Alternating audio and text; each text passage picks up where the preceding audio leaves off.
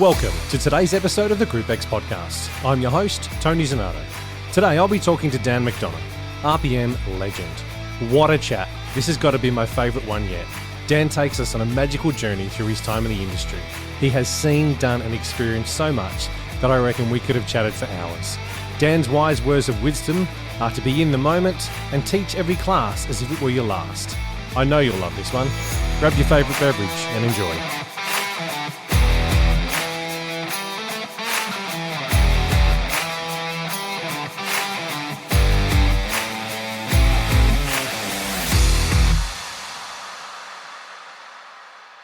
Dan, welcome to the Group X podcast, mate. It is so good to see you. You as well. We've finally been able to connect and make this happen. I apologize for the delay in trying to make this happen. Mate, not an issue at all. I'm grateful. But we are here. We are exactly, here. man. I'm just grateful that I've been able to lock it in with you and get ready for this chat. I'm a long-time listener, first-time caller. There we go. I love that. Mate, let's kick it off then right from the beginning. How did you get into the fitness industry? Where does your journey begin? Well, it started in about grade 11 when I was in high school. Yep. I was about 115 pounds soaking wet. Whatever it is in that kgs, I have no idea. Divided in half. Yep. Pretty dang light. Pretty dang light. Yep. I was uncoordinated as all get up. I could run pretty quickly, but I couldn't catch a ball. I couldn't hit a ball. Yada, yada, yada. Tried out for every sports team known to mankind through my high school years and didn't make one of them. So my self-efficacy was pretty low, I would have to say, at that point in time. I just happened to stumble upon the weight room in high school and started going to the gym and started putting on a little bit of muscle here and there, started to see some results, and then started to feel better about myself. Yep. So I discovered that I was essentially responsible for my own destiny and my success. No one could say I couldn't or could not go. No one could cut me from the team if I didn't go to the gym. Yeah. It was my own fault. So I became dedicated and responsible to my health and wellness. And, to make a long story short, that's basically when I found myself and found my self-efficacy and realized that I was in control of my success. And that's where it started. And people started to see me make some gains and started to ask me for advice. And I started to give advice, even though I shouldn't have been giving advice because I really had no clue what I was doing back then. Yep. But that's kind of how it started. So, cool. It was at some point in my late teens, early 20s, I made the decision that if I could help anybody find themselves feel better about themselves, find self-efficacy, self-esteem through health and fitness and exercise, then that's what I was going to do because it made a massive impact on me as an individual. And that's essentially how it started. Yeah. Brilliant, mate. Brilliant. I love hearing that. So that was from school, from a fairly young age that it found its way into your life and you went, hey, I can lift weights. I always played sports. Like I played soccer when I was really young and I was quite the bowler, by the way, Tony, let me tell you. I've got a lot of trophies for 5-pin bowling when I was younger, let me tell you. They're at my parents' house, so I can't show you any, but you'll have to take my word for it. So I was always active and riding my bike and so forth, but it was in high school, right, those critical years when if people aren't treating you kindly, you kind of take it to heart. Yeah. I can't say that I was bullied in high school, but maybe I was picked on a little bit, right? But that stuff happens in school. And I think that's why it's so important now, Tony, that if we can expose children and youth to health and fitness and just games and sport, that it can really help them develop a sense of self-esteem and self-efficacy that can help them just, stand up for themselves and just feel better about themselves in general. Yeah. I think there's probably a lot of listeners that come from that similar background where school was a bit tough. School was that place where you were either bullied or, believe it or not, some of us probably were the bully, and look back on it now and sort of go, wow, what a dick. Yeah. But at the same time, it's that tough space, but it's nice to know that the gym and getting into fitness did help you. I went through a similar thing with, as you said, I'm sure it was year 10, 11 and 12. We were able to go to the gym for sport for Friday or whatever day it was, and it doesn't matter. But it was that's when I sort of found a different part of life, as well. I Mm-hmm. was always fit. I'd played tennis and that kind of stuff as well. But it was, I wouldn't say that, yes, you know, I'm 6'6" now. And when growing up, I was fairly tall and a fairly big kid. Not many people picked on me, but when they had to go, they sure had to go. And that still hurt, you know, that still, you have those moments of going, yeah, okay. And as soon as I got to the gym and started finding fitness and that little bit of, yeah, as you said, that's me time. No one can take that away. Mm-hmm. That's 100%. Yeah, even though I didn't 100%. get into the fitness industry until a good 7 or 8, maybe even 9 years later. That was, when I think about it, that was probably the early stages for me as well. So, Yeah. You know, I was in the fitness industry for, you know, probably since, you know, early 20s, I would imagine. It wasn't until I kind of graduated from high school, did a couple of years in university, that kind of made that decision to kind of pursue it full time. Yeah. But you know, yeah, we'll probably get into it, but I always say that, you know, my career in the industry truly started when I moved to New Zealand and became the program director for RPM. And that's a whole story in its own that I tell all the time. Like, I was a freestyle instructor for probably 5 or 6 years, kind of doing my own thing and figuring it out on my own. But it wasn't until I kind of got into the Les Mills system that truly helped me understand the power of group fitness, the power of consistency, the power of creating inclusive experiences, the power of education. Yeah. And so, yeah, I tell that story that's when my career truly started in the industry. Would have been 2004 when I sold everything I owned and moved to Auckland, New Zealand. Yeah. This is the Group X podcast. When you were training at school, did you ever get into group exercise then, or was it just mainly the gym side of things? Yeah, no, it was just mainly just focused on just going to the gym and lifting weights. I never attended a group fitness class. I started teaching kind of quote unquote group fitness. It would have been probably 1999, maybe 2000, somewhere around there. You know, when I was kind of doing my own freestyle thing, I kind of taught group fitness, but didn't really know what I was doing. Yep. I will painfully admit that now. It's not like I was teaching a bad class or a bad experience. I was kind of just learning and observing from others, but didn't truly dive into the system of programming and consistency and quality and inclusiveness for everybody. You know, I taught freestyle cycling, did my Schwinn certification, my Mad Dog certification. And so I was teaching group fitness, you know, in the late 90s, early 2000s, but you know, it all changed when I packed up and moved to New Zealand and got into the Les Mills system. Yep. You know, so it's I often tell that story of my first feedback session with Philip Mills. We used to call it being Philipped, and I think everyone who worked for Les Mills has been Philipped. Yeah. And if those of you who are listening and have been Philipped, you know what I'm talking about. So I love it. But yeah, exactly. But yeah, mainly kind of through high school and my late teens, it was me just going to the gym and doing my thing. Yep. So when did you find RPM? When did you get into doing when did you do your RPM module? I should say. Well, I have no problem in probably admitting this now, Tony, but it was really interesting. So if I could tell the story of how Les Mills came to be for me, it would have been, you know, back in 2003 when I was presenting at the IDEA Health and Fitness Convention, which generally it's kind of it happens here every year in the US. You know, there's Filex, there's IDEA, there's CanFit Pro. Those are the big ones that happen in every country every year. And I was teaching in my own freestyle cycling class. And I finished teaching my class and walked out of the room, and there was this woman named Miss Emma Berry, who I had no idea who she was at that time. Exactly, right? But she came up to me and she said, "Hey, you know, my name's Emma Berry. I was observing your cycling class, and you look great on a bike, and I thought you taught a great class. And I work for this company called Les Mills. Have you heard of it?" And I'm like, "Nope, haven't." Body Pump? Nope, haven't.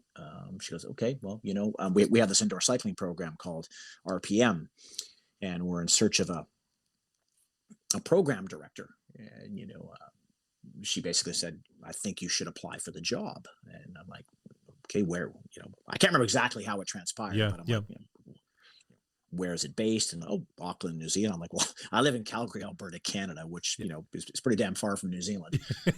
I owned a home. I had a girlfriend, and I think it was basically kind of thanks but no thanks, Yeah. basically. And Yeah. we exchanged contact information, and she reached out a little while later. It may have been a month or so later, and said, "Hey, we haven't been able to find the person that we're looking for. Would you be interested in coming to New Zealand for a couple of weeks and just come and do your thing? Come and teach your freestyle spin class. Deliver some education. I was doing some other type, of education. I think I was doing a medicine ball workshop, a Yep. plyometric workshop, some of my own kind of freestyle education."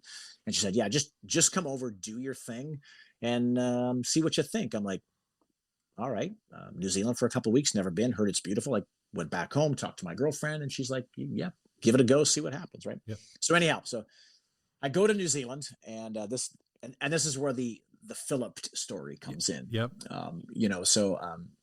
I get there. I can't remember what day it was that I arrived, but the first thing I delivered was my my freestyle cycling class. And she goes, "Okay, we're gonna go into the Auckland City gym," and I set up to teach my class, and the room is packed, unbeknownst to me, because the only person I knew in Les Mills was Emma Berry. So, yeah. But in that room at that time was Emma Berry, Steve Renata, Philip Mills, Jackie Mills, Mike McSweeney, Glenn Ostergaard, Sarah Ostergaard, Chris Richardson, and the list goes on and on and on. I had no idea who they were, right? So I rock in. That's probably a good thing that you had no idea who they were. No, I really had no idea. Yeah. And right, and I'll preface this by saying, when I taught my freestyle cycling class, like I used music, Yep. but I used it more of background. It's not like I was writing or teaching the class in conflict with the music. Yep. I think I did a half decent job of choreographing a ride, for lack of a better word. Yep. Right. So I had my music, I taught my class and did my thing. And Philip said, "Hey, I'll meet you in the cafe, the lobby of the Auckland City gym." And I went and sat down and waited for him to come in. And I'm like, "Oh, yeah, can't wait to hear his feedback. I hope it was awesome."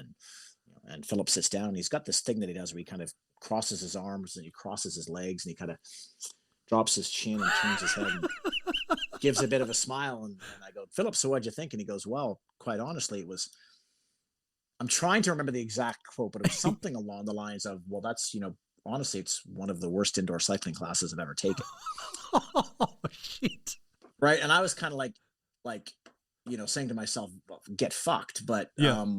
right. And I was in shock. And here's where this whole story has a kind of a crossroads, is that my entire freestyle career, I had never been given feedback, or I'd never asked for feedback. Yep. Right. So you don't know what you don't know. You think you're doing good until someone points out that maybe you're not. Yeah. Right. And so I'm kind of like, "Well, Philip, what do you mean?" And he goes, "Well, let me rephrase this. Okay. You look great on the bike. You're authentic. You're fit. You're athletic. You know how to ride, but it was basically your ride. And it's like you were showing off to show us how fit you were. It was like, okay, come and hang on with us if you can, but if you can't, that's okay, because it's Dan's ride." Right. And I kind of went, Wow. "Wow." And he goes, you hardly looked around the room. You didn't make any eye contact, right? You didn't really offer any options. So it was a very exclusive ride. He's like, if you'd have taught that class in the gym, right, and there was anyone new that was in your class, I mean, it might not have been a great experience for them. And so that's when it all hit me, right? And that's when some things started to click for me. And so I continued, my couple of weeks there, doing various types of education, taking RPM classes and so forth. And so I finished those couple of weeks, and I go back home, and then, I hear back from them, and they go, "Well, we really think that you could be the person for the role. We understand that you haven't been working with pre-choreography before. You're not even RPM certified. You basically have never been in the Les Mills system. So what would you think about coming over to New Zealand for 6 months, get into our system, work with our team, and then at the end of the 6 months, we can see where we're at."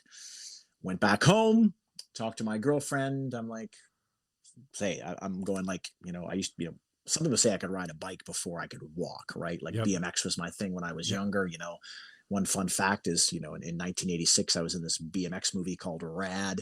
I used to cross country mountain bike race. Like that was my sport. So Yep. at this point, I'm like, I could possibly turn what is a passion of mine into a career. And that's Yeah. basically the bike. Yep.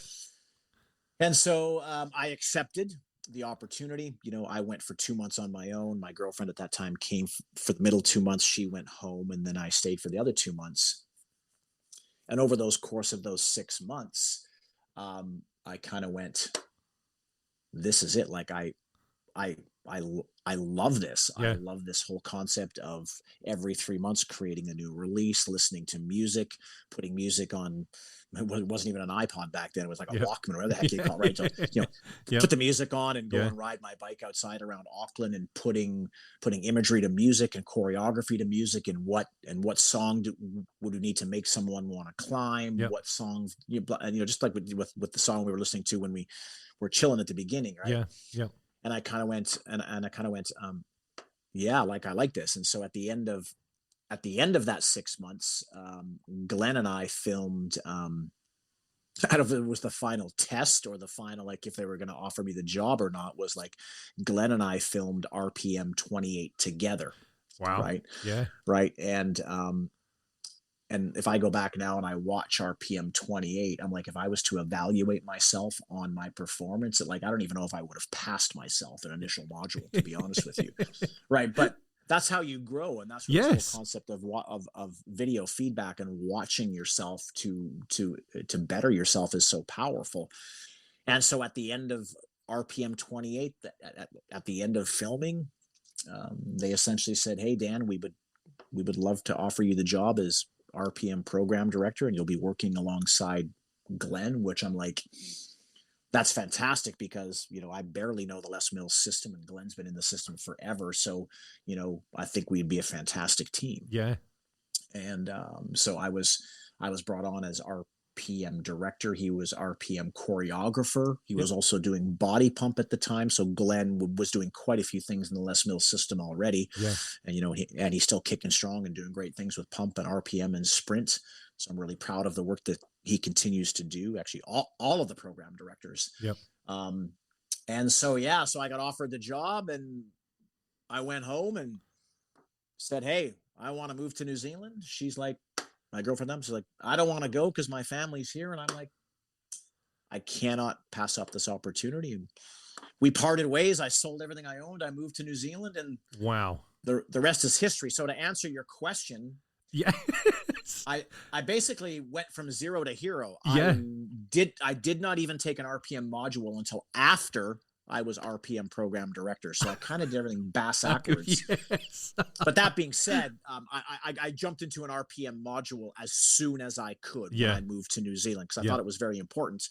I ended up delivering RPM modules as the RPM program director, because I firmly believe that, being in the trenches and delivering the education and seeing how it's being received by potential RPM instructors, and their feedback should guide education. Because it's one thing to create it and put it on paper, but if you don't trial it and get feedback, then you're not going to get the best possible outcome. So I became RPM certified after I was RPM program director. So it certainly wasn't the norm. Yeah. It would have been the exception. So I take a look back at how RPM came to me. It was a truly perfect storm of goodness that really set me up for where I am today in the industry. And if I wouldn't have made that decision to move to New Zealand, I would not be where I am today. Yeah.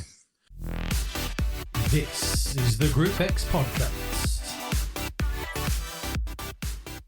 Wow, thank you for sharing that. That's I'll say unique, because it's the only word I can use to describe that set of scenarios. That story you just told us is wow. Wow. Hello, Miss Emma Barry. If you're listening, you're coming onto the show for a chat one day soon. And I'm wow. That's great. Thank you, Emma Barry, for finding Dan McDonogh, and thank you, Dan, for what you've gone through to help us with RPM and yeah. And I remember too, like I forget how early it was in my tenure, but it was right around the time in 2004 when Les Mills took back over the that took back Les Mills USA from Yes. body training, Yeah. body training BCS. systems. Yep. So Emma Berry, Steve Renata, like all the people that were my role models when I entered, they all basically packed up and moved to the US to kind of really get back into driving Les Mills in the United States. I remember Emma Berry, you know, I just moved there and she walked up with a whole bunch of RPM DVD kits and kind of threw them on my desk and said, "Good luck, I'm out." Yeah. You know, you moved to it NZ, literally they all moved to the US. Yeah. well, that's pretty much exactly what happened. And I ended up, I ended up basically renting her townhome Yep. for the first 6 months that I lived there, when her and Lee I mean, how many kids would they have had? That God, I can't even remember if it was just that. Anyhow, Yep. so the family packed up and moved to the U.S. and Yeah. I basically rented their home for the first 6 months. So Wow. anyhow, that's a very unique story. But yes, Emma Berry is solely responsible for getting me to Auckland, New Zealand, and getting me in the Les Mills system. And, Yeah. and I'm very, very grateful. What was the first RPM release that you ever listened to? Was it the one you presented, or had you done? No. So when I went there, I moved there in February of 2004, and I was in the audience or in the filming of RPM 27 that Glenn filmed on his own. Yep. So that was my first kind of being a part of the process, right? I just moved there. Glenn was literally just getting ready to film 27. And that kind of started my journey when I first moved there. In that first 6 months that I read, so like month one was RPM 27, Yep. and then so I can't remember exactly how it fell in line, Tony. Yep. But Yep. the first 2 or 3 months he filmed RPM 27. I was in the audience, and then the next 3 months we worked together to film RPM 28. Yeah. So 27 would have been my first one that I ever got to be a part of. Yep. But I had a whole bunch of other previous quote unquote master classes to listen to and to watch. Yep. Yep. As I was kind of learning the system. Yeah. What was the release what was the track that you presented in 28? I should have known this before talking to you, and I'm a little embarrassed about that. So Glenn did 1, 2, 3. Yep. I did 4, 5, 6. He did 7, 8, 9. Okay. So yeah, I did. Oh my goodness! I should actually remember. I should remember the songs that I delivered. But yeah, it was track 4, 5, and 6. Yep. I remember the track 6. It was "Don't Give Up," which was Chicane and Bryan Adams. Yeah. That was the first the one that sticks out of the mind, and it was all kind of a blur. But yeah, 4, 5, 6 was the first filmed, and then RPM 29 was the next one, and that was the famous one we filmed in the bike shop. Yes. Down the road, and I taught track 6 on my road bike on the rollers. Yes. So we had some great times just kind of transforming the program to the great program that Mike McSweeney had created. Yeah. Yep. And then our RPM has gone through its phases and journeys, as all the programs do. Yep. But it really was a pivotal time in my career, those 4 years that I was with the brand. Yeah. Hey, on filming, is there? Well, how was that experience for you? Had you ever done any filming of masterclass stuff before? You'd done your own freestyle stuff, but had you ever been on? Well, no. So, I mean, going back to kind of that fun fact about me when I was kind of in my teens, like acting was what I thought I was going to do. So I had spent time in front of camera, yes, and in theater. But never in a fitness world, right? So I was good at reading lines and memorizing them, and then speaking to the camera, or doing live theater, or I did a couple of commercials when I was a bit younger. I was actually did a couple episodes of the X-Files. Oh wow! In my late 20s. That was before I moved, because I moved to New Zealand when I was 35. You see. Yep. So obviously there was stuff that happened before then. So acting is what I thought I was going to do, but I'd never filmed a quote unquote fitness DVD or masterclass. Yeah. So there certainly was, the learning curve, and how they film now is completely different to when we filmed back then. Like we Yeah. filmed in the RPM room, and we filmed to the people in the In the room. room, We didn't yes. film to the people on the other end of the camera. Yeah. And now Yep. they film to the people on the other side of the camera, because they Yep. use the master classes on many different formats now, right? From on demand to all that stuff. And Yep. so the way they film now and the way they instruct them are completely different. Yep. But I love that process, because I absolutely loved filming and calling out people by name in the Yeah. crowd. And Yep. we always had people back then, right? People would plan vacations and Yes. and email us to be there, a part of filming, right? Yeah. So we'd have this guest list far in Yep. advance. People would be on a waiting list, and I loved that, because Yep. I love seeing RPM instructors who basically, I don't get it, because I was never in their Yeah. shoes, but Yeah. like their ultimate goal as a Les Mills instructor is I want to be Wanna there get for filming. filming. Yeah. Yeah. I want to see how It it's was done, huge. right? Yeah. Right, and it still is, I think, right? They're having this Les Mills live in London on Yeah. October 22nd and 23rd, where it's the first time, I think, outside of New Zealand. I could be wrong, but I believe it to be true. It's the first time they're filming all these master classes in a different country. Yeah. Well, we had it Right, here. right, We so- had it here in Sydney in, I can't remember, 2018, 2019, I think. They did Gotcha, one big okay. here at Fox Studios. But yeah, that's, Gotcha. yeah. Mate, Yeah, that's, so I mean, I know it's sold out, right? So Yeah. Obviously the pandemic has played part with this. People just can't wait to travel and Yeah. and get to be with people again. But Yep. every quarter it was like that. We would see Yes. some of the same people coming over and over and over Yeah. again. It was just a wonderful, to be a part of that with them. And I love coaching to the people who are in front of me. Yep. I know when we filmed RPM 67, which was the release that I essentially retired on, that's when it was around that time or slightly, but that was the first one that I had filmed where we had people in front of us, Yep. Tony, Yep. but it was a smaller crowd. And Yes. we filmed in Studio One, Yeah. not the RPM room. True. And Yep. this was the one where we were now coaching to the people on the other On the side other of the side. camera, Yeah. as opposed to the people that were in the room with Yep. us. Yep. And that was the first time for me, right? Yep. And that's when I truly understood that coaching live or coaching for on demand Yep. are completely Different. different skill set. Yeah. Yeah. Yeah. It's I'm assuming here when I say this, but it's the older releases, and you said from 28 through to 67. Holy crap, that's a lot of releases. So we'll touch on that in a minute as well. But Yeah. those earlier releases were teaching to who's in front of you, but also being able to coach for trainers and instructors worldwide, so that they know what to say, when to say, and get that message across. And as you're saying, the latest releases now have changed where that content is still being used for instructors worldwide, but is also now used for Les Mills Plus and the on-demand features in that way. So yeah, Yeah, it's- 100%. And I think from a lot of the forums that I've seen and read as well, is there's instructors that have their nose out of joint on that, because the coaching is different and what they're actually experiencing is different. But I also do think that the majority of us realize that the program had to evolve. Yeah, as you said earlier on, there's evolution that RPM has gone through and all the programs have gone through to get to where they are. It's no longer an educational release. It is actually a performance. It's something that's being used further to actually help us as instructors do what we do and engage more people as well. So Yeah, 100%. on the filming, yes, you've had experience being in front of the camera previously, which I think is fantastic, and I want to go and actually Google that after and find the movie and sit down and watch it. I think that's going to be brilliant. How old were you when you did that, by the way? I was 15 when I filmed the movie Rad. I just entered high school, so it was the summer between grade 9 and grade 10, which is junior high to high school in Canada.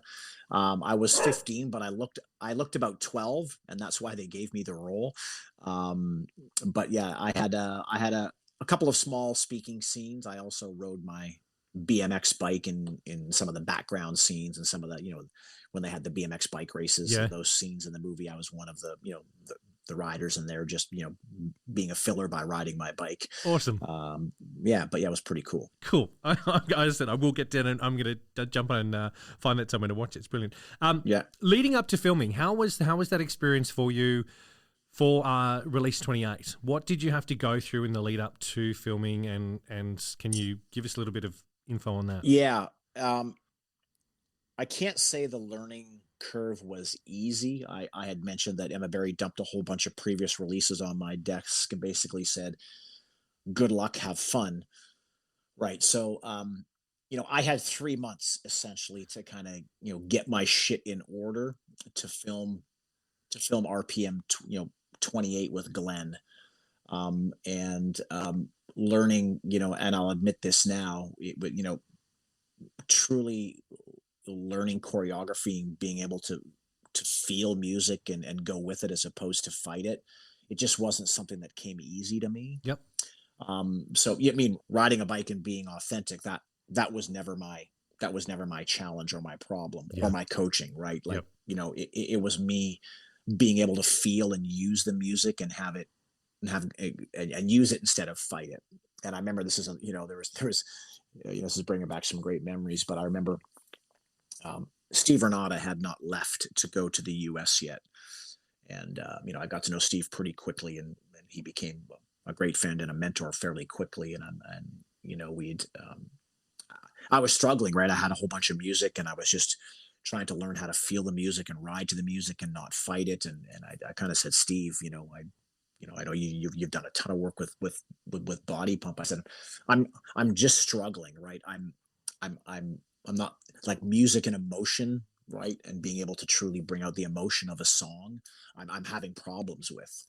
He's like, all right, be at my house on Saturday at 10 a.m. and we're going to sort this out. Right. Right. So, and it's fine. I remember strictly. So Saturday morning, 10 a.m., I rock up to Steve's house. But he lived in the same complex as Emma Berry. So literally was 3 doors down. And I rock up on a sunny Saturday morning at 10 a.m. and he cracks open the beers at 10 a.m. So we started off by drinking a beer. Yep. Started there. Right. And drink this and, it'll drop the nerves a little bit. Right. And I were 2 or 3 beers and he goes, all right, I want you to lie down. I want you to sit down. I want you to sit in this beanbag and I want you to close your eyes. Like, all right. And then he starts playing music. And then he would play a song and he goes, Kate, tell me what you're feeling here. Tell me what emotion you're feeling. Right. And it literally, we spent hours just listening to music and getting me to talk out what I'm feeling and what I'm visualizing. And he was helping me to hear how the music was building and what the emotion should be around that. And when's a great time to say something and when's a great time to just let the music speak. Yep. And it was that Saturday morning when it hit me. I don't know. It was, but the fact that I was half pissed or whatever it was, but whatever it is, it worked. Yep. Right. And then it just hit me. And then that next week when I was, because I was teaching classes, learning the craft and, I was teaching, 2 or 3 times a week at that time, practicing choreography and just learning my way through the system. And then that next week, it just hit. And I remember Glenn going, what the heck happened? Right. Because Glenn was being very, very patient with me because, Glenn, I think, music just flows through his veins, right? There's no one that I know all the program directors quite well, but I never spent more time with anyone than I did with Glenn. Yeah. And, and filming with him, right? He knows at 2 minutes and 37 seconds of track 3 exactly what should be happening. Yeah. Right. Yep. Right. And he feels music and it's in his blood. And it never came that easy to me. And to this day, I count music, but I feel music more than I count music, if that makes sense. Yep. Right. So I have that in my system now that I can hear a song and I can visualize. Like for those of us who teach Les Mills programs, is right. I don't think anyone can put a song on a radio and just listen to it like a normal human being would. You hear a song and you're like, oh, this would be a great track. This would be a great track. Oh, yes. Great tricep track. Great lunge track. Great track 6 in RPM. It's like it almost takes away from just enjoying music. Yes. But right, but that's part of whether it's a gift or a curse. I have no idea. Maybe it's both. Right. But once you're in that. Once you're in it, you're in it. You can never listen to music the same way twice. And so, so the biggest challenge for me in the early days was just being able to work with the music as opposed to fight the music and only say what needed to be said to get the participants to do what you wanted them to do. And I'd have to stay as something that I still work on today, because I think all of us just love to talk a lot. Yeah. Whether we love to hear, the sound of our own voice or whatever it is, I have no idea. But yeah, and it's still, to this day, I don't think it's in the RPM modules anymore, but after that experience with Steve drinking beers and truly having something, the lights bulbs go off. It's like, then we incorporated the music and emotion drill in the RPM modules, Yep. which is something we did back in the day. And it was actually, I think an hour-long drill after lunch on day 2, where you would play the RPM release that they were learning. Yep. And we'd play the first 30 seconds of the song, and you'd get them to write down the emotion that comes, and just whatever hits you, just write it down. Right. And then you'd go through that drill, and you would look at all the different emotions written down on the piece of paper, and you would see how those emotions would match the flow of the class. Yeah. Right. And so if that's the emotion that you are feeling, then how can you bring that emotion when you're teaching? Yep. Right. And I found that drill to be very valuable for a lot of RPM instructors who initially went through module training, because that's a lot of time when light bulbs went off for people on how things are truly choreographed to the music. This is the Group X podcast. Release 23 was my initial module training here in Sydney, and Mike McSweeney had moved over to Australia for a period of time, was living here, and I team taught with him one Thursday evening, and I had track 6. I want to say sorry. I want to say sorry about your luck, because I can only imagine how that one went. Look, it was. I asked for feedback, and I didn't give any feedback on the feedback, so it was a good thing to actually get some feedback from the man. And when I say sorry about your luck, I mean that in the most positive way. Yes. Because I'd been Philipped and I'd been mic'd. Yep. Right. Because essentially, whoever was taking over RPM, which ultimately ended up being Glenn and I, was basically adopting it from him. Yes. And basically he's like, for lack of a better, like, don't fuck this up. Yeah. Right. And I get it, right? Because it was his baby. So when I meant sorry about your luck, I can only imagine, because there's feedback, and then there's the feedback that back in the day that that Mike McSweeney would give, and it was very much blunt and to the point. Look, it was 100%. I was going to say, all he told me, I said to him at the end, how was that? And he said, track 6, shut up. You go. That was all I needed. And I can guarantee you from that point forward, in track 6, I set him up and I shut up. I didn't say a word. I didn't try. The music was giving me something, and I was all emotion through it, but I just should have shut up and let them experience that emotion of what was going on. And back then I was 20-something years younger than what I am now. And, for sure. And to this day, and I'll say this, my favorite tracks to teach are track 6s. Yeah. Yeah. I love teaching them. I was always I embraced them every time I got to, present a track 6 when we filmed the music. When we filmed a release. Yep. I'm obviously on 67. I filmed. I taught track 5 and 6, and that track 6 track 6s have always been kind of would give me goosies. Yep. But track 6s can be really emotional if depending on the piece of music that you had. Yep. That you have to teach, but that is truly, to your point, that is one of the songs that you just need to set it up and shut up and shut up. Right. So, but that's I would say was my all-time favorite, my best, my favorite track to teach. Yeah. Do you have a favorite release out of all the ones that you've done? I would have to say probably RPM 59 is my favorite, for a couple of reasons.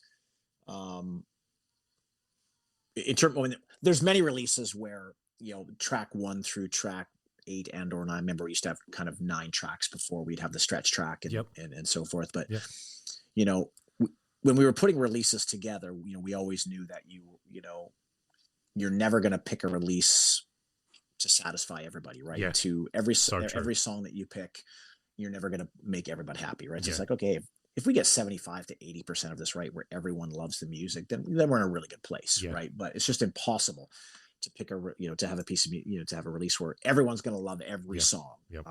So sometimes it happens and sometimes it doesn't. Yeah.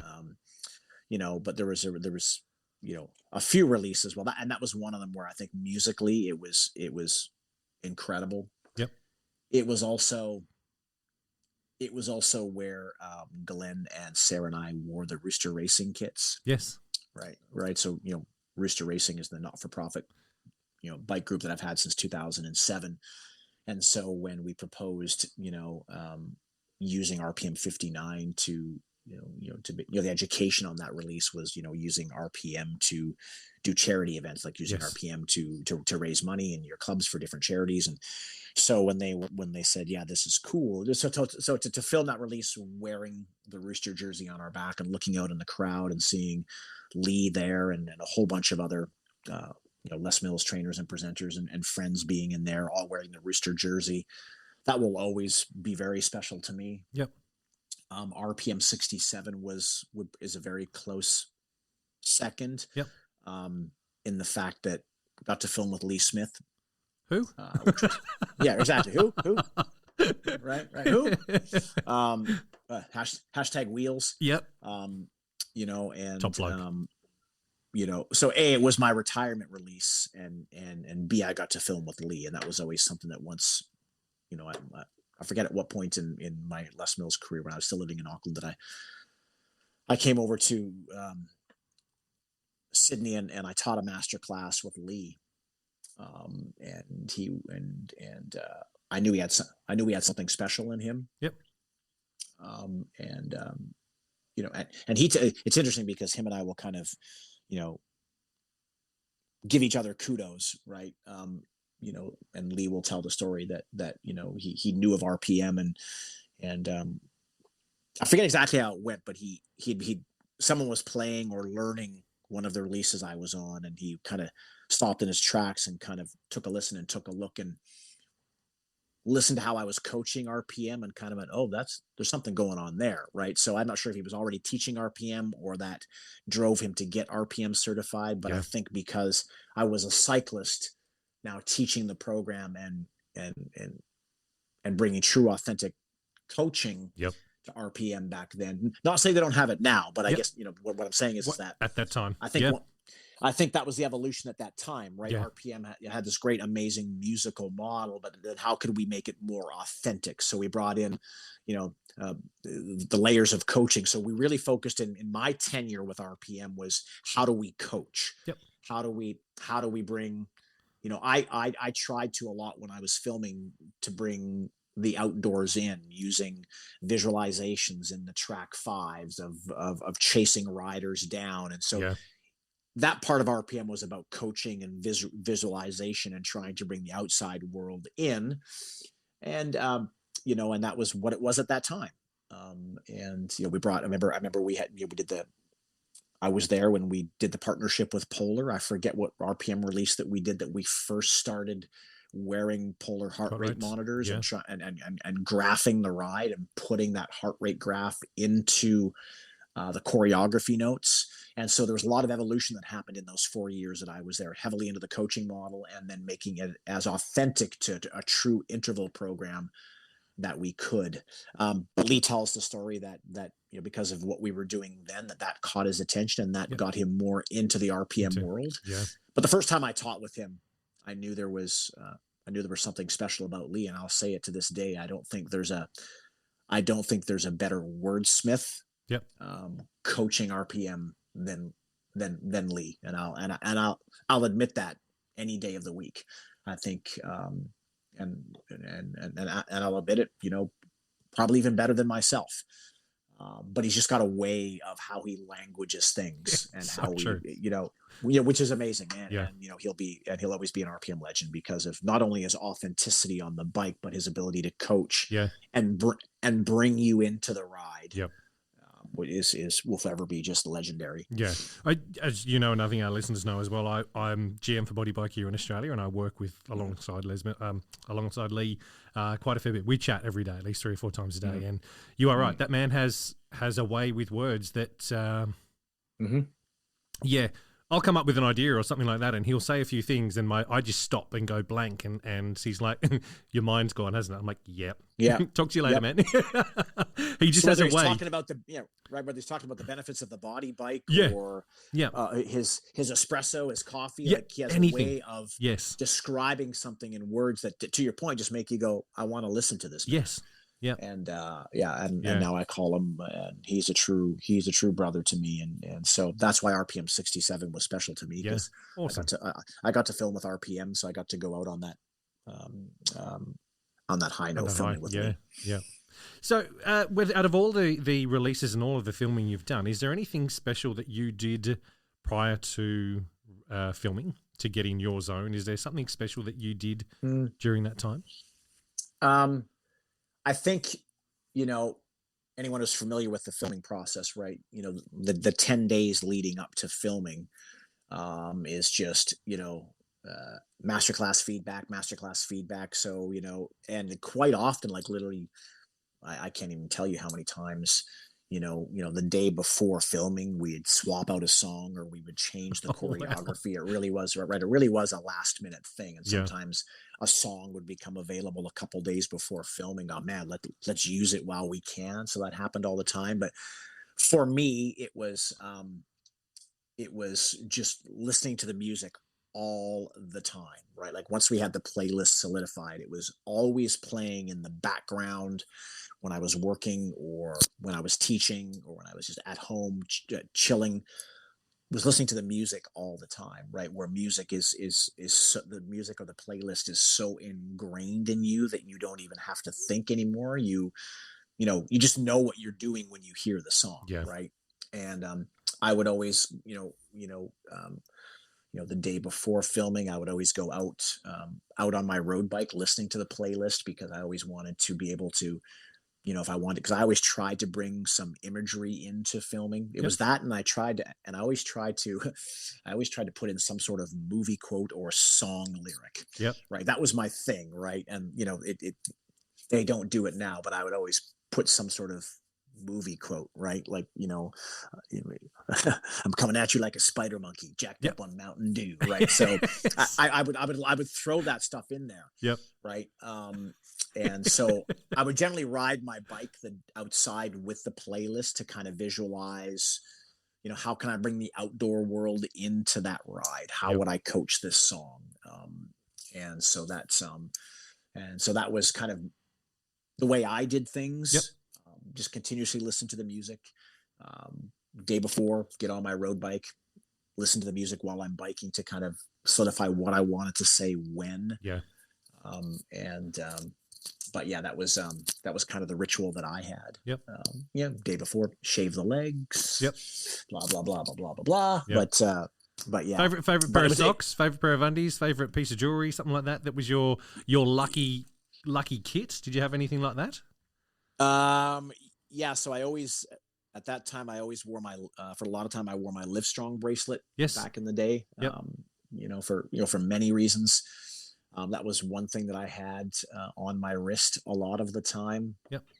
But yeah, nothing points out, because obviously we had the kit that we were going to wear, right? That always changed, and sometimes the footwear changed. Sometimes we all wore the same shoes. Sometimes we did not. Yep. But yeah, there was nothing. My ritual was, shave the legs, Yep. know the music, get out on the bike the day before. Yep. And then sometimes, sometimes we'd film in the morning, sometimes we'd film in the afternoon. So there was never really any consistent time of the day that we filmed. Yeah. I preferred filming in afternoon or early evening, because I'm not really a morning person, but whatever it was, we'd get it done anyways. So, yeah. What goes through your mind 5 minutes before filming? Oh, just say to myself, just don't mess this up, Daniel. Don't mess this up. Yep. But I always have a saying, and it's even to this day, right? If I'm not nervous, I'm nervous. Yeah. Right. Yep. Because I think that means because I truly care about what I'm doing, and I really want to represent the program or anything I'm doing with authenticity. And I don't want to disappoint people. I don't want them to think that they've wasted their time. Yeah. And that was just more of a kind of a personal thing. I don't think I was ever wasting anyone's time, or no one ever felt that way. Yep. But even today, when I teach my RPM classes twice a week, my biggest fear is I hope people show up to class. Yeah. Right. If my class is not full, then I'm like, what can I do better? Yep. And I take that stuff personally. Right. But yeah, but going through my mind was just, just trying to relax and Yeah. breathe and, Yep. and just, yeah, if I wasn't nervous, then there was something wrong. Yeah.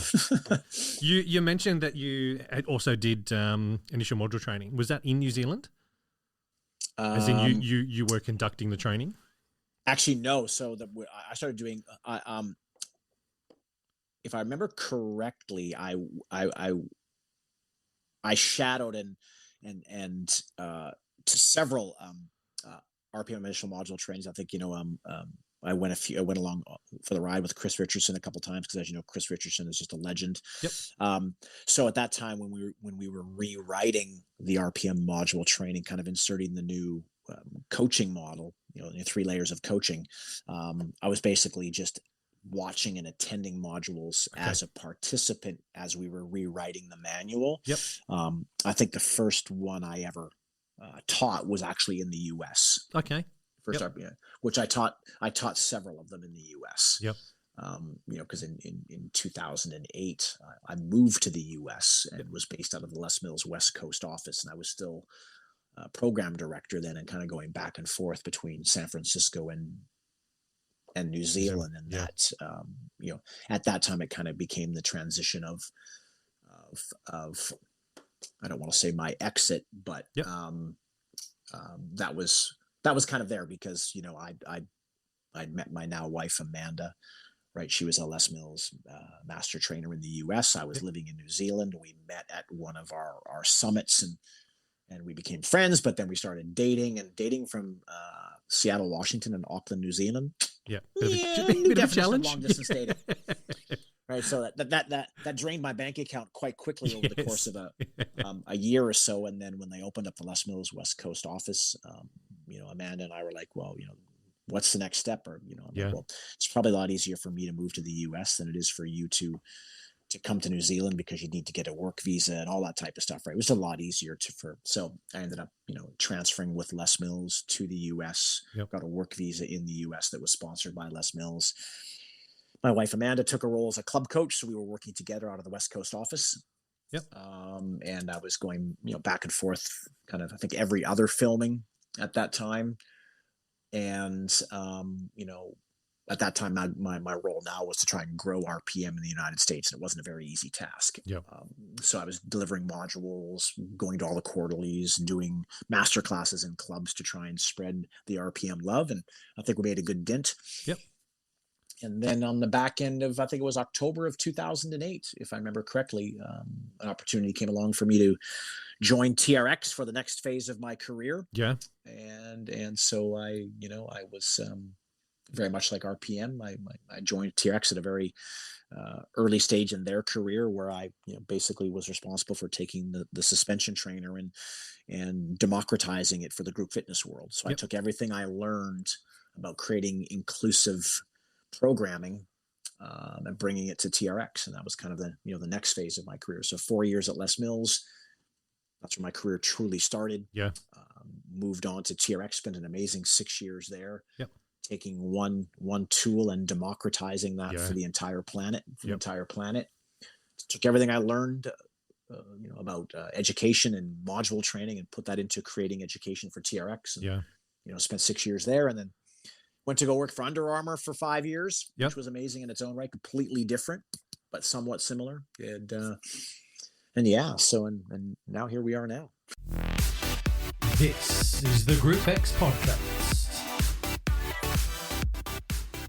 So what roles did you hold with Les Mills? Was it just the head program coach or were you doing, the program director, or were there other roles that you had with them? Yeah. So it would have been, from first joining them to RPM program director. Yep.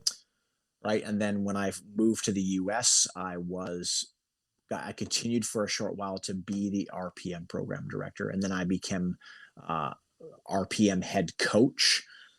And then I guess alongside of that was RPM international master trainer. Yep.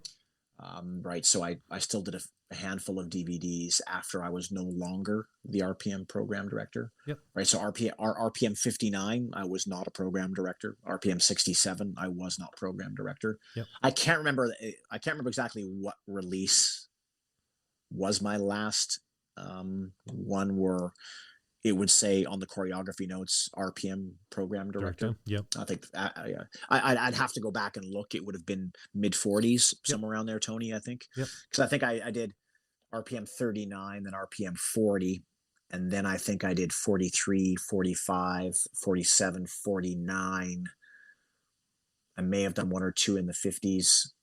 And then it was a long time before I was not on any master classes, and then 67. Yep. Yeah, so 59. So 59 I would have done for sure. And then 59, and then my next one was 67. Yep. And that would have been my last. But I would have just been, I would have been international master trainer or presenter. That would have been my label at that time. Yeah. Were you involved in the music decision making and sourcing music and that kind of thing? I will give kudos to Glenn in that the majority of the music, like Glenn would source all the music. He would come to me with here's what I've got. Yep. Right. We may have had 30 or 40 songs at that point. Yep.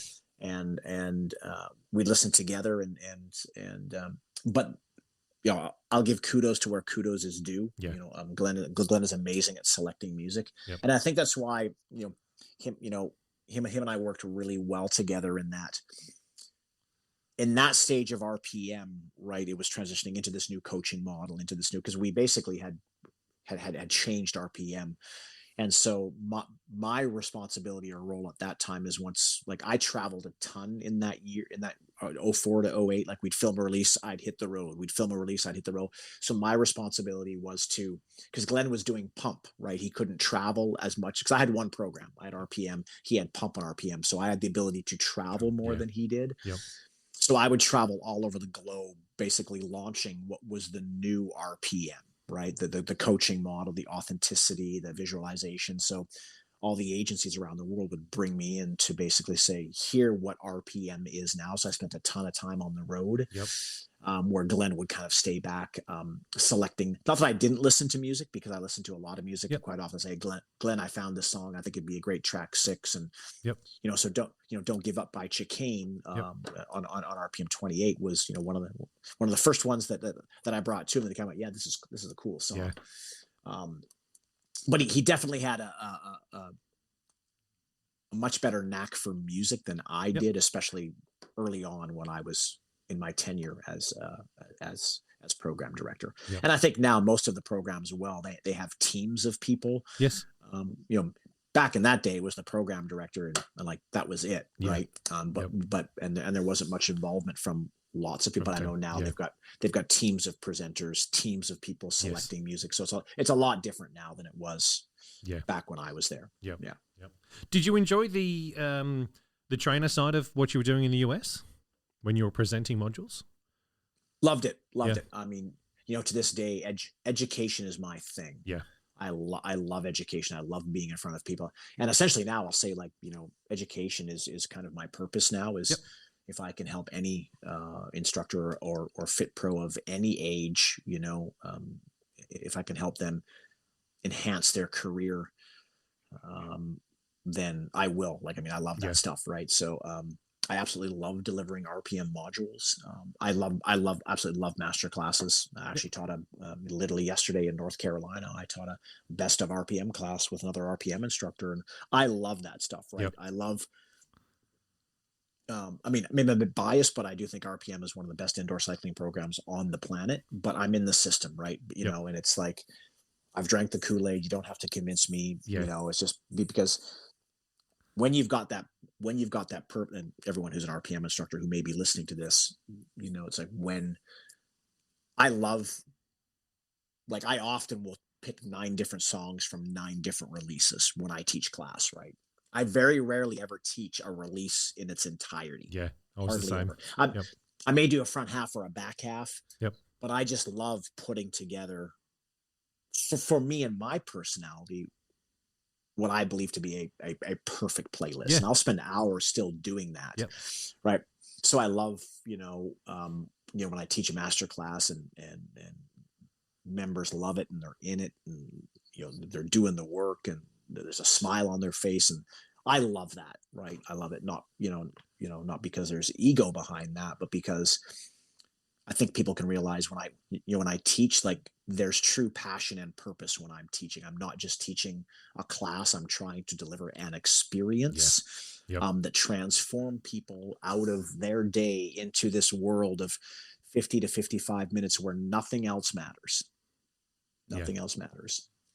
And there's a couple women in my class yesterday who, and was people I'd never taught to before. I never taught at this club before in North Carolina. There was a few ladies in the class who were on their phone in the middle of class. And I was just taking the piss out of them, Tony. It was like, hey, since you're on your phone, would you mind checking the GPS to make sure we're riding in the right direction? Right. Oh, let me put the phone down.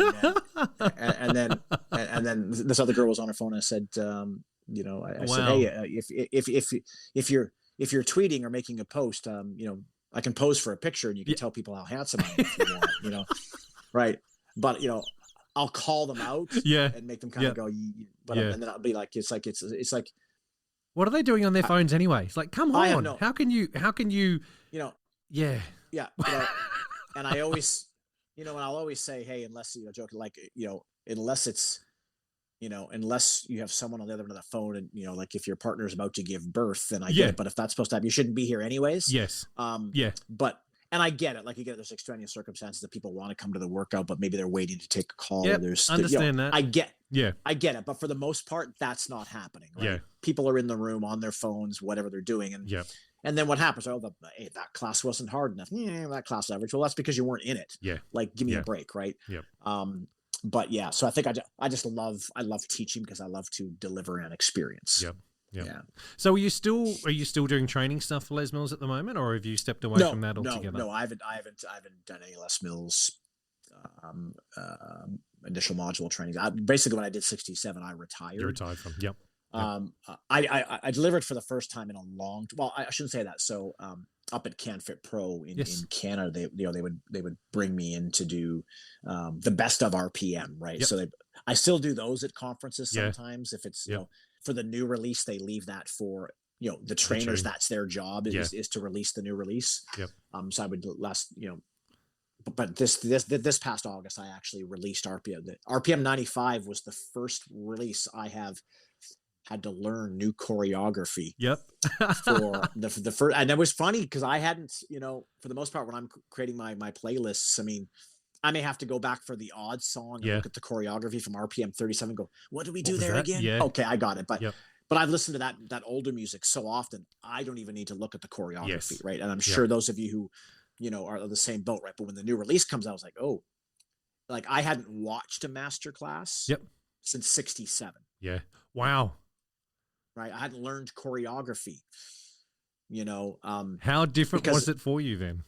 Seeing from what it was dude. It was stressful. Yeah. Right. Because, I went back to the, okay, our RPM 95, because here was how I would normally do it. Right. I'd encourage instructors when they get their release for the first time, grab a beer, grab a glass of wine, just listen to the music first. Don't even look at the choreography. Just listen to the music. Then maybe listen to the music and look at the choreo. Then maybe ride the master class and then start learning the choreo. Everyone has their way of learning the choreo. Some people like to ride the master class first, right? I like to just listen to the music to see if I can figure out what's going on in the choreography. But I had to go through that process, right? I listened to the music, then I matched up with the choreo, then I rode the master class, right?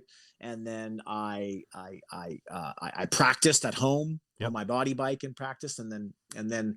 But, because as we shouldn't be launching the release before its official launch date. So, I hadn't taught it live until I did it on that day in August in CanFit, this past August in CanFit Pro. So I had those jitters again of like, man, hope I don't mess up my choreography. Right. But yeah, that was fun. But that was the first time I actually had gone back and had to essentially learn a release from front to back. Even though I wasn't teaching every song, you still need to know the release, right? Because even though your team teaches, like we were on stage with 3 people, And I taught track one, track two, and track seven of RPM 95, right? Yep. And while we're on the topic of that, I always say that most RPM instructors underestimate the importance and the power of track one. Yep. Right. And that's always the one that's almost the hardest track to deliver, right? Because there's not a lot going on in track one except connection. Yeah. Right. Yeah. And I always say, because we're sitting on a bike and we don't move around the stage, if you haven't got your class with you by the end of track one, it's going to be hard to reel that back in. Yeah. Right. It's just like, geez, what do I say in track one? Yeah. Well, you don't say much. Yep. Right. But you just want to connect. Right. And so track ones become very difficult to teach. From my experience, and I think it's, and from all the modules I used to deliver, I often said that, like, other tracks are easy because you're just getting after work. Yeah. Yep. Right. You got your 3 or 4 blocks of work, speed up, slow down, stand up, sit down, attack, whatever. Like, that's easy to coach. Yep. But a conversational, bringing them into the ride, welcoming in, there's always chit chat in the room. If you can't reel that in. Yep. One thing I used to do was actually get them to say good day to the person next to them. 100%. Have a quick chat. Have a say good day. Yeah, we're going to take 30 seconds here. Have a chat. Say, how you doing? Introduce yourself. Cool. Right, you done? Cool. Come back in. We're back in again. And it managed to break the ice so well. 100%. Then this cheeky little turd here would turn around at the end of track 3 and get them to look at the person next to him and go, is that all you got? And it would make them, they just bring them in together. And it 100%. landed. Yeah. Couldn't agree with you more. I've done something very similar, and I'd say, hey, if you're sitting beside someone you don't know, please introduce yourself. And I'd say, you know what, if you were kids, you would have done that already by now. Right? Yes. Right? Because, hi, I'm Dan. I'm talking like kids, Yep. kids, they just introduce themselves. Yeah. Adults, we become whatever. And then, to your point, that breaks the ice and they smile, right? And all of a sudden, boom. Yeah, here we we relax are, and right? we're in this together. Yeah. Yeah. And, but I often say is like, track one is very difficult. Yeah. People think it's easy. Yep. But it's a very powerful track. Yeah. So when you left Les Mills, you said you went on to TRX. I did. Yeah. I went to TRX, spent 6 years there, traveled the globe, building a master trainer base of I think when I left, about 375 plus. Wow. So that was probably that was where I had the most career growth. Yeah. Would have been TRX because I surrounded myself with a handful of people who were a lot smarter than me. Right. Yeah. And I kind of say that now to people, that when it comes to learning and growing, if you're the smartest person in the room, you're in the wrong room. Yeah. Yeah. Right. And sometimes for growth, people say, right. Surround yourself by like-minded people. Well, I do agree with that. But sometimes if you're in the same room with a whole bunch of like-minded people, not a lot of growth happens because you all think the same. Yeah. You're sitting around the fire singing Kumbaya. That's all you're doing. Yeah, 100%. Yeah. 100%. Right. Yeah. And so, should y'all be there for the same reason, the same purpose? Absolutely. But that's where the biggest career growth came for me. Yep. Would have been at TRX, and then I joined Under Armour for 5 years, and then so what was your role with Under Armour? What were you doing? Well, so so my I'd kind of reached the ceiling of growth at TRX. Yep. And so I got this cold call from a guy at Under Armour. It was actually a voicemail.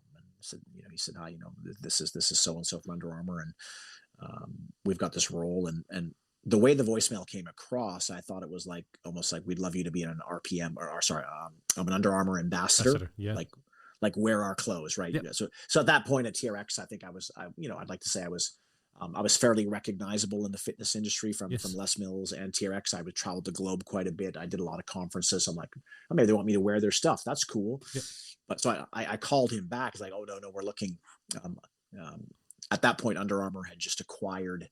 They'd spent over $500 million acquiring all these apps. There was Map My Run, MyFitnessPal. So they had acquired all these health and fitness apps, and they were looking for someone to create health and fitness content for their apps. So this guy had done all this. He'd asked around some friends, and my name had popped up a couple of times. And then he did his research and found me on YouTube and basically felt that I would be the right person to come down. And so I'm like, right. So TRX $50 million a year company. Yep. Under Armour $4 billion a year company.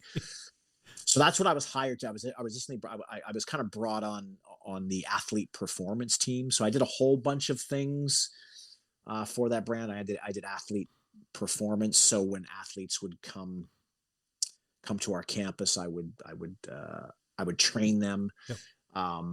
I was helping to create content for our apps. I would be a technical director on set for a photo shoot for that season's clothing. So, Yep.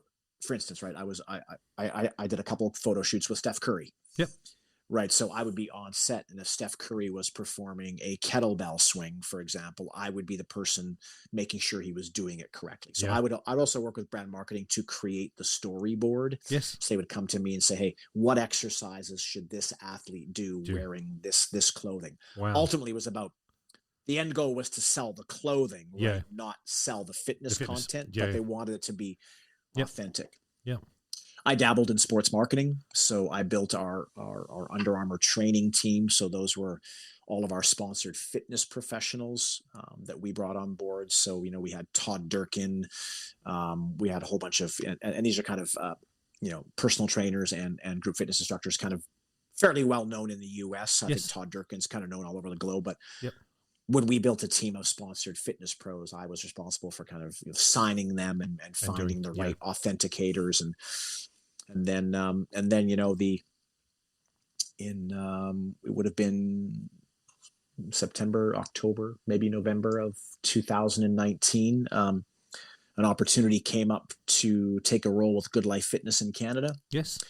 As the director of performance and Les Mills Canada. Yep. And so I made a decision. People say, why did you leave Under Armour to go back to a fitness company? And I say, it's all about purpose. Yeah. Right.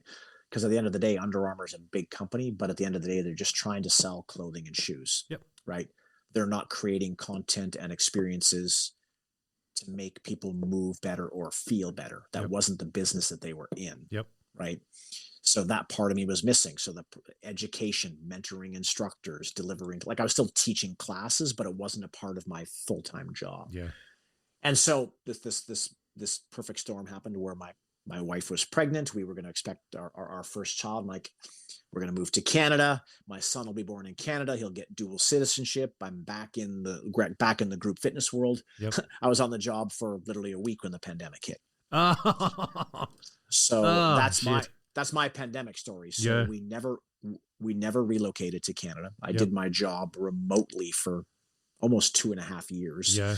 But part of that 2.5 years, right, in Canada anyways, I think it might've been similar to Australia, but like the entire country shut down in terms of fitness establishments, right? Good Life at one point had 400 clubs across the country that were closed, and everyone was on temporary layoff. Yeah. Right.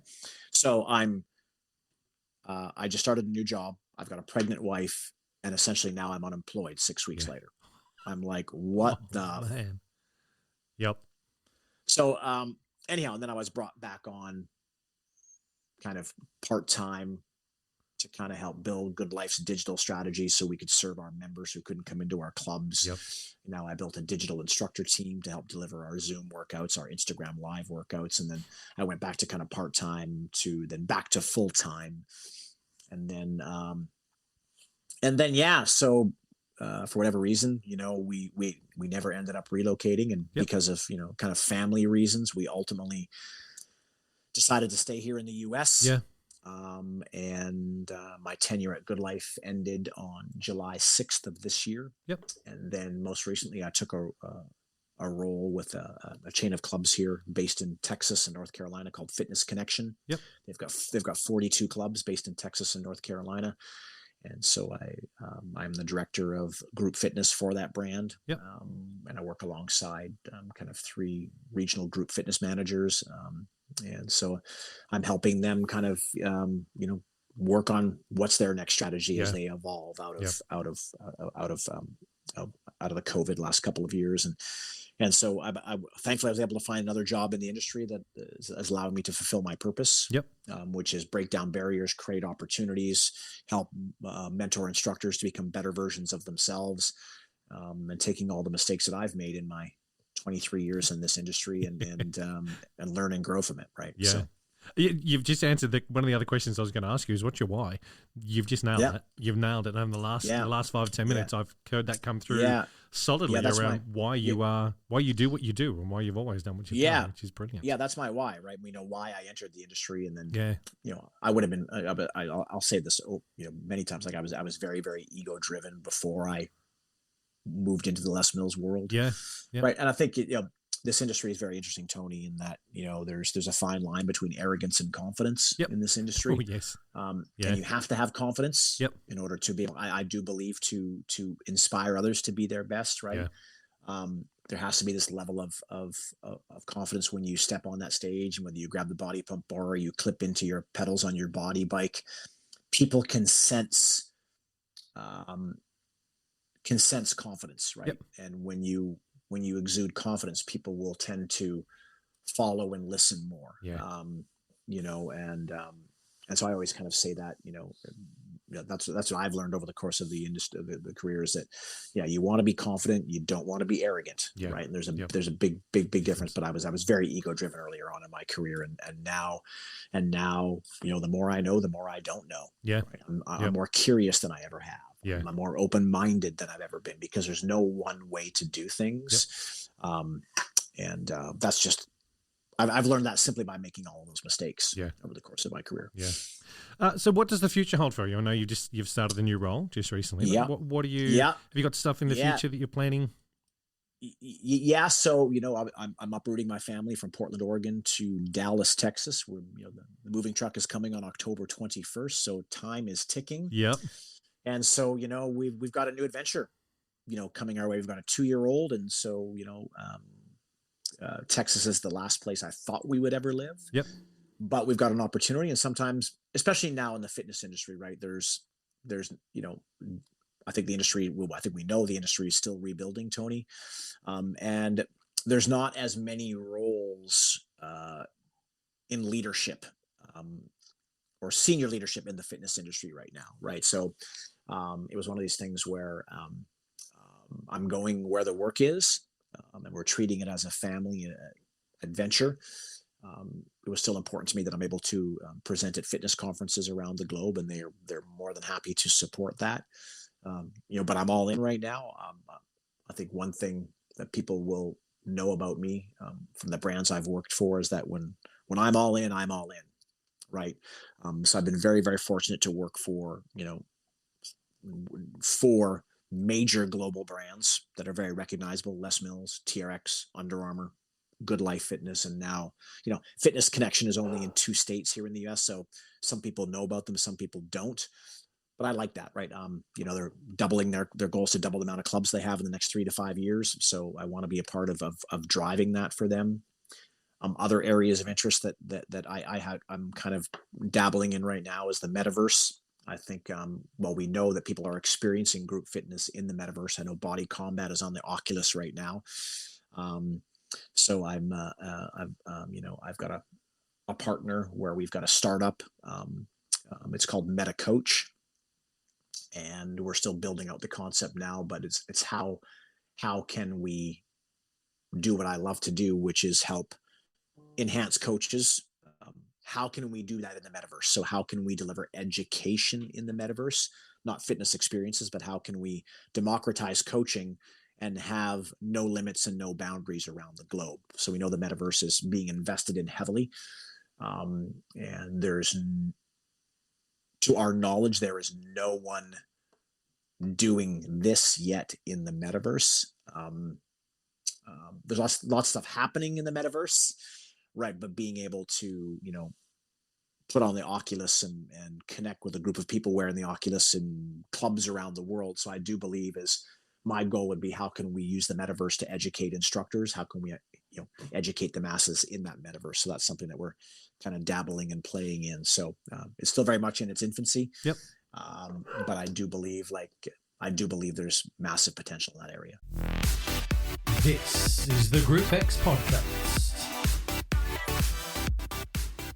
Everything you just said then, I think is brilliant for knowing what the future holds and moving forward. I think it's exciting that where we are as an industry as well is evolving big time, and I think that's the next step, especially with what's happened with the pandemic. You know, Yeah, there's 100%. still so many people not confident about going back into a gym space yet. Mhm. And if we can help them do that from home or do that, Yeah. yeah, Yeah. I do certainly believe that there is a hybrid model moving forward. I think every brick and mortar business needs to have some sort of digital solution to reach their 100%. members. Yeah, But for the first time in a long time, I can't say I know how this is going to yeah, turn out. yeah, Right. yeah, We're all kind of like, what's going to happen here? yes, Right. And it's so I find that inviting and exciting, yep, but also very curious at the same time. I yeah, just don't know. It's like we just got to be in the moment and do what you can with what yeah, you've got. And I'm gonna dive into this role that I've got um, with this new company, and it gives me a great opportunity to get back into helping our instructors that we have. We just about 600 of them across the brand. yep, Les Mills is a part of that as well as freestyle. So yeah, how can I help them do better at what they do every day for the members that yeah. they create impact for? It's funny. Do I do? Funny you say that, because the next question I've got for you is, what bit of advice can you give instructors that are listening on how to improve?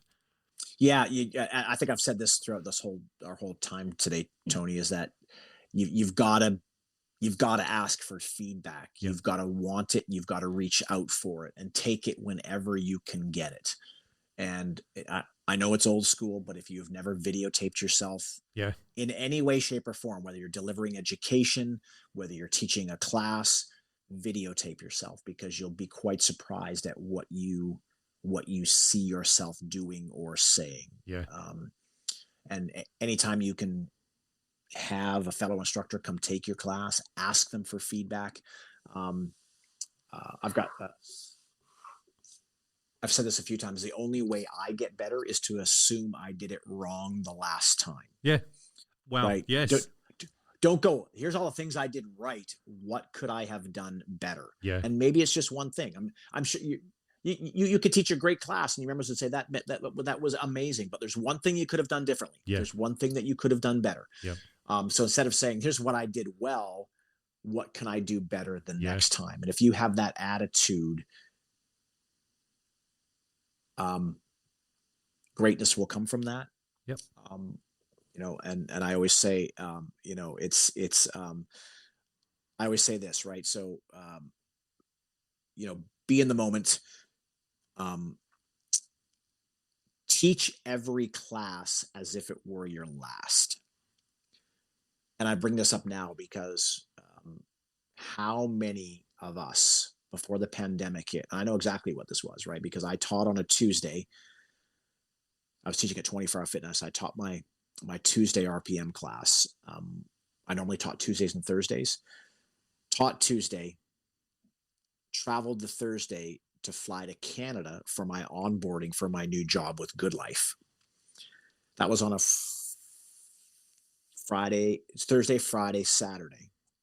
I flew home on a Sunday, and that Monday is when the world shut down. Shut down. Yeah. So I never got a chance to say goodbye to my members in that Tuesday class. And I still get emotional when I talk about it, because if I had known, because I never went back at that club and taught because the club shut down. Yeah. So I never, not that I didn't get a chance to say goodbye, but would I have taught that class differently if I'd known I was never going to see them again? Yeah. Absolutely, I would have. How many of us had that experience? We didn't know the pandemic was going to hit. Yeah. Would you have taught that class? And everyone goes, hell yeah. Yeah. So if you can take that now, if you can, not that the world's going to shut down again tomorrow, but I encourage every instructor to teach every class as if it were your last. Like, imagine this was your retirement class. Yeah. What would you give? You would give everything to those members, every ounce of you. Not saying it's going to be perfect, but they would get all of you for that 60 minutes. Right. And imagine if we approached every class like that, right? That you're in the moment and you're giving every out, because you know what? Because we know, Tony, and everyone is for the two people that'll listen to this, just kidding. No, it's just you and I, that's all.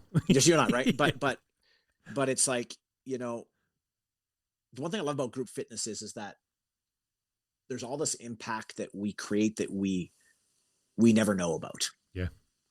Right. We have 30, 40 people come to our class, and Some people will come and go, and you may get a person drop in because they're on vacation. You'll never see them again. But what impact did you create on that one person? We know, I remember having this conversation with Marlon Woods one time, and he talks about how, that, one class that he delivered, he saved someone's life, not like as in I had to give them CPR, Yeah. but he took the time after class to speak to someone who was contemplating committing suicide. Right. And like, that's the powerful stuff that happens all the time that we might not even know. Yep. Right. Like and I'll admit it, but is there some days I don't want to teach? Of course. It's the last thing I want to do. I've had a long day. I've got a 2-year-old. I mean, Yep. I'd rather crack a beer, but I never regret going to my class. Yeah. Right. And I always have that mindset that what if that one class does save someone's life? Yeah. Because they've gotten off the couch for the first time, and that's that brand new member, and they're stumbling into your class. And we know, right, that first experience could be the game changer either way for them. Yep. Right. All those regulars that come to your class on a daily, we don't need to worry about them. We don't. Yeah. It's that person who you don't recognize, who's come into your class for the first time. They need you. Yeah. Right. Yeah. So if you don't show up early, and you don't look for the beginners, and you don't coach to the lowest common denominator, then you've got a problem. Now, if everyone in your class, no one's new, it's your regulars, then take the piss out of them, have some friendly banter, and smash them. Yes. Right. Yeah. But when I say that, like, teach every class as if it's your last, it's like, just give them all of you, because they're coming there for you. I always say, often I said, our members have a choice in where they want to spend their time. They're choosing it to spend it with me. You. Yeah. Like, I cannot take that for granted. Earlier on in my career, when I taught early in my career, it was a transaction. Yep. Shut up. And so now I try to have, every time I teach, I want it to be a transformational experience. Yeah. Right. And, and I think a lot of us have been teaching for years. We kind of get into our groove, and we just sometimes forget that it's the basics that mean everything to people. Right. So be in the moment. Teach that class as if it were your last. And I always say there's always somebody that wants your job. Yeah. Right. Yes. Ain't that true? Right. Yeah. Right. I've been very fortunate to have great roles in the industry, and someone would love to have the roles that I do. Right. So what are you going to do to keep your time slot? What are you going to do to keep that class, keep them coming? Right. So be in the moment, teach as if it were your last. And remember, there's always someone that wants your job. Yeah. And if you approach everything that you do like that, I guarantee you will. It's never going to be perfect. Heck, I screw up my choreography all the time. No one cares. No one cares. Yep. But people do care if I don't create an inclusive journey. Yeah. People do care if I don't treat them with respect. Right? That member, if I don't take the time to go and meet them and introduce myself and ask them their name, they care. Right? But they don't care if I mess up my choreography. Yeah. So they don't know what the choreo was. Exactly. What, Yeah. right? It's like, and I'll take the piss out of myself often. Yeah. Right? Like, well, clearly I messed that one up. Yeah. Right? And no one cares. It's got 45 seconds to go, Dan. Yeah. Right. I mean, I always say, never give a time cue if you don't know what the time cue is. Right. Right. But yeah, so that's my advice. Be in the moment, teach as if it was your last, and there's always someone that wants your job. Yeah. Dan, thank you so much for coming on You're the very show welcome. and having a chat to me, mate. I've taken an hour and a half of your day, and I greatly appreciate you sharing your experiences, your journey, and what life has got ahead of you as well, mate. Thank you so much. I am honored that you have chosen to spend your time with me, Tony. I know there's a lot of people that you could be spending your time with and having a chat with. So I'm honored and grateful that you've included me amongst the great company that you've had on your podcast before. And some mentors and great people, right? Matt Thraxton, good old Matty. Yep. Gotta love that guy. But yeah, so thank you for including me in great company.